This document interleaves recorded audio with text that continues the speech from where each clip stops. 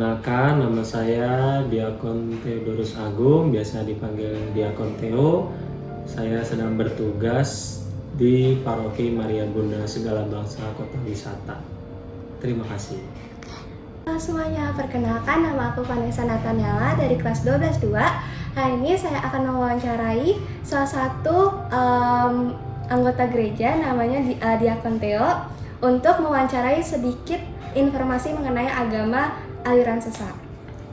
Nah, untuk pertanyaan pertama, menurut ajaran Katolik, sebelum mulai dari itu, apakah Diakon Theo tahu tentang ajaran Mormon? Kurang lebih tahu tentang ajaran Mormon. Oke. Untuk pertanyaan pertama, menurut ajaran gereja Katolik, apa perbedaan utama antara iman Katolik dan juga ajaran dari Mormon ini?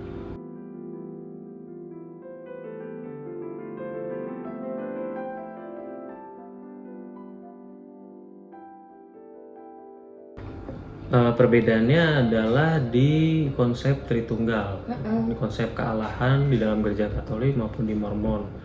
Kalau di gereja Katolik itu mengenal konsep Tritunggal, yang artinya satu Allah tetapi dibagi dalam tiga hakikat, tiga pribadi, satu hakikat tapi di dalam tiga pribadi dalam satu hakikat. Artinya di situ ada Allah, tetapi Allah mewujudkan dirinya di dalam Bapa, Putra, dan Roh Kudus. Sedangkan Mormon adalah mengenal konsep Tritunggal itu, bahwa Allah itu mewujud dalam diri manusia dan manusia bisa mewujudkan dirinya sebagai Allah, dan Roh Kudus itu hanya sebagai penghubung atau penghantar dari antara kedua hakikat itu. Jadi perbedaannya ada di konsep dalam Tritunggal bagi Katolik maupun Mormon itu. Kurang lebih begitu. Tentang Allah Tritunggal aja ya bedanya? Iya, dan juga kalau nggak salah tentang penafsiran Alkitabnya. Dan kalau di dalam Katolik, gereja Katolik, Alkitab itu yang kita pelajari sampai saat ini dan kita imani sampai saat ini itu ditulis oleh para rasul dan juga penulis yang hidup selama Yesus, sebelum dan selama Yesus hidup. Sedangkan Mormon mengakui dan mempercayai bahwa Alkitab itu turun dan diwartakan oleh seorang nabi Moroni kalau nggak salah, atau siapa gitu, dan harus diikuti oleh seorang pemimpinnya bernama Smith itu kalau nggak salah, di Amerika kan. Dan itu muncul sekitar abad 18 gitu.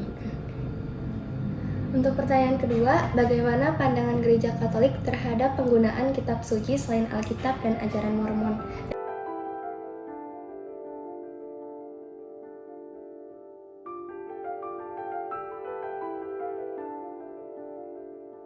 Jadi kan diketahui kalau misalnya Mormon ini punya kitab suci yang berbeda kan dari Alkitab. Nah, itu menurut gereja Katolik itu gimana? Ya, menurut gereja Katolik pasti kitab Mormon itu berbeda dengan kitab gereja Katolik, dan itu tidak dipakai di dalam gereja Katolik, sehingga ya tidak bisa dimasukkan ajaran-ajaran di dalam kitab Mormon ke dalam gereja Katolik. Karena dalam gereja Katolik Alkitab itu sudah mempunyai otoritasnya sendiri, karena itu sudah lahir dan ditulis di masa sebelum Yesus lahir sampai Yesus wafat. Begitu. Jadi kita tetap setia memakai Alkitab di dalam gereja Katolik gitu.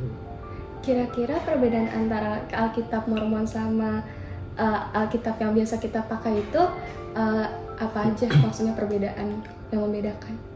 Secara pastinya Diakon belum tahu ya kan, karena Diakon belum pernah melihat langsung isi dari kitab suci Mormon itu. Tetapi di situ dijelaskan kalau nggak salah tentang tambahan-tambahan yang disesuaikan dengan kebutuhan mereka. Artinya penafsiran mereka terhadap kitab suci itu hanya sejalan dan sesuai dengan kemauan mereka tanpa adanya otoritas yang mengatur penafsiran yang dilakukan oleh mereka. Karena kan kalau di gereja Katolik berbeda. Sebelum penafsiran kita harus studi dulu tentang bagaimana itu menafsir teks di dalam kitab suci gitu. Untuk pertanyaan ketiga, mengapa gereja Katolik tidak mengakui ajaran Mormon sebagai bagian dari iman Kristen Katolik?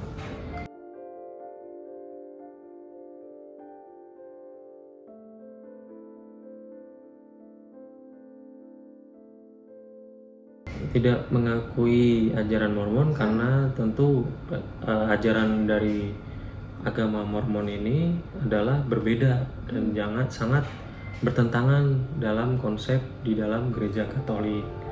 Oleh karenanya gereja Katolik mengakui bahwa Allah itu satu dan memiliki 3 pribadi. Tetapi kalau Mormon itu kesannya tadi seperti mereka mempunyai 3 Allah, yakni Bapa, Putra, dan Roh Kudus. Dan mereka tuh terpisah dalam satu tujuan dan dalam satu pribadinya gitu. Setiap masing-masing pribadi tuh mempunyai tujuannya masing-masing gitu. Kurang lebih begitu. Oke, makasih banyak ya Diakon Theo. Sama-sama. Semoga makin menambah wawasan kita semua. Amin. Terima kasih.